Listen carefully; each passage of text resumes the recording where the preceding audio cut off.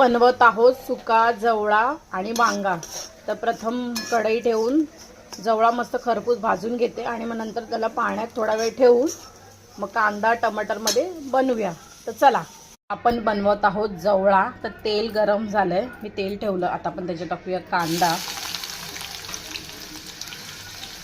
कांद्याला मस्तपैकी लाल होऊन द्या आणि आपण इथे जवळा 10 ते 15 मिनिटं पाण्यात जरा भिजवून घेऊया। तोपर्यंत कांदा मस्तपैकी लाल परतवून घेऊया।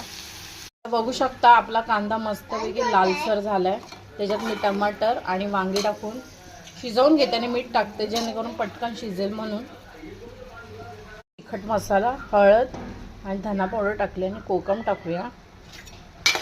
मस्तपैकी बारीक गॅसवर शिजवून घेऊन नंतर मग जवळा टाकूया, वरून मग कोथिंबीर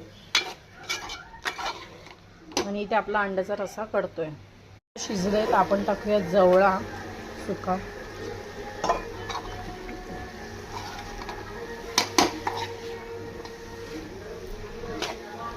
आपला जवळा झालाय, वरून टाकूया कोथिंबीर। जवळा आहे मग त्याच्याबरोबर भाकरी तर बनलीच पाहिजे। तर चला आता बनवूया भाकरी। डरडरीत फुगली आहे बघा भाकरी। तर या सर्वांनी जेवायला। आपण घेतलं आहे जवळा आणि भाकरी। तर टेस्ट करते आणि तुम्हाला मी सांगते कसं बनलं आहे।